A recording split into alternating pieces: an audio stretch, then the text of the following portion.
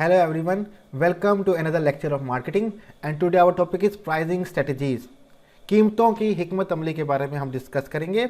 आज जो दो स्ट्रेटजीज हम डिस्कस करेंगे वो है market skimming pricing strategy and market penetration pricing strategy. वैसे तो बहुत सारी स्ट्रेटजीज हैं लेकिन आज हम दो स्ट्रेटजीज के बारे में डिस्कस करेंगे। तो हम आगे चलते हैं। Pricing strategies, there are several pricing strategies which businesses can use to achieve their goals and objective. बहुत सारी प्राइसिंग स्ट्रेटजीज हैं जो कि बिजनेसेस जो हैं वो इस्तेमाल कर सकते हैं कि वो अपने गोल्स और ऑब्जेक्टिव को हासिल कर सकें। Few of those strategies which are mention below, कुछ स्ट्रेटजीज हैं जो हमने मेंशन बिलो की हैं। Market skimming pricing strategy, market penetration pricing strategies, product mix pricing strategies, status quo pricing strategies. यहाँ पे हमने 4 तरह की स्ट्रेटजीज के बारे में डिस्कशन की है, लेकिन आज हम दो स्ट्रेटजीज के बारे में डिस्कस करेंगे, मार्केट स्किमिंग और मार्केट पेनिट्रेशन। तो वन बाय वन हम दोनों स्ट्रेटजीज को देखते हैं। सबसे पहले हमारे पास आती है मार्केट स्किमिंग प्राइसिंग। स्किम का मतलब होता है remove the substance from the liquid surface, कि जैसे कि दूध में से मक्खन निकाल लेना। ठीक है, तो मार्केट स्किमिंग प्राइसिंग हम देखते हैं कि होता क्या है। तो मैंने आपको स्किम का मतलब बता दिया कि स्किम का मीनिंग क्या होता है, remove the substance from the surface of liquid. Pricing strategies of setting high price for new product to skim maximum revenue layer by layer from the segment willing to pay high price the company make fewer but more profitable सेव। अब ये pricing strategy है, कीमतों की हिकमत अमली है, जिसमें जो कंपनीज हैं वो सेट करते हैं हाई प्राइस, ऊंची कीमतें फॉर न्यू प्रोडक्ट, किसी नए प्रोडक्ट के लिए, टू स्किम मैक्सिमम रेवेन्यू, कि वो ज़्यादा से ज़्यादा मुनाफा जो है वो स्किम कर सके। ठीक है, ज़्यादा से ज़्यादा मुनाफा वो ले सके, लेयर बाय लेयर, तय बाय तय, फ्रॉम द सेगमेंट, उन सेगमेंट से जो कि विलिंग टू पे हैं हाई प्राइस, जो कि हाई प्राइस देना चाहते हैं, और कंपनी जो है वो स्टार्ट में ज़्यादा प्रॉफिट कमाना शुरू कर देती है। For example, when Sony introduce first HD TV to Japanese market in 1990, it sold for $43,000। मिसाल के तौर पर जब सोनी ने इंट्रोड्यूस किया था HD TV 1990 में, तो उसकी जो कीमत थी वो $43,000 थी, क्योंकि एट दैट टाइम वो एक नया प्रोडक्ट था, न्यू इनोवेशन थी जो कि सबके पास नहीं थी।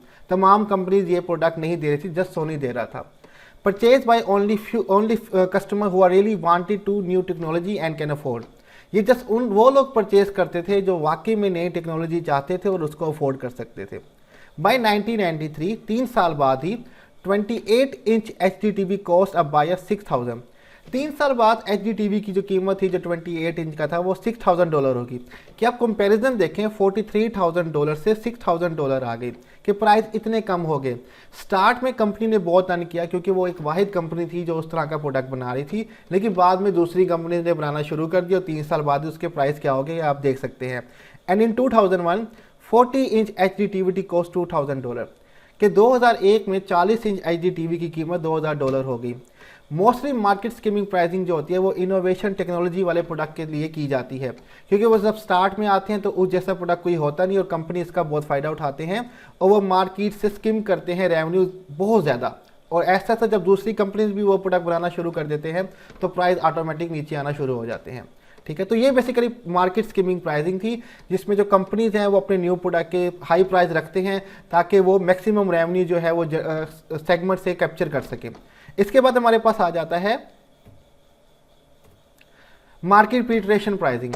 पेनिट्रेशन का मतलब होता है कि किसी भी चीज़ के अंदर घुस जाना, दाखिल हो जाना। ठीक है, ट्राई करना कि हम भी अपनी जगह बना सकें।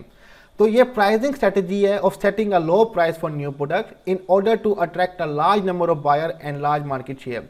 ये एक प्राइसिंग स्ट्रेटजी है, कीमतों का तयन करने की एक हिकमत अमली है, जिसमें जो कंपनी है अपने प्रोडक्ट के लो प्राइस रखती है कि वो अट्रैक्ट कर सकें लार्ज नंबर ऑफ बायर और मार्केट शेयर, कि वो बायर्स को अट्रैक्ट कर सकें अपनी लो प्राइस के बेस पे और मार्केट में अपना शेयर मीन के अपना हिस्सा बना सके, अपनी जगह बना सके। For example, Dell use penetration pricing to enter the personal computer market, कि डेल ने स्टार्ट में अपनी जगह बनाने के लिए पेनिट्रेशन प्राइसिंग का इस्तेमाल किया था कि वो पर्सनल कंप्यूटर जो मार्केट है उसके अंदर अपनी जगह बना सकें। उन्होंने अपने प्रोडक्ट की कीमतें कम रखी थी। ठीक है, similar when Zong introduce in Pakistan, it face a great competition from other mobile network companies and charge low calling and messaging price rate to get market share.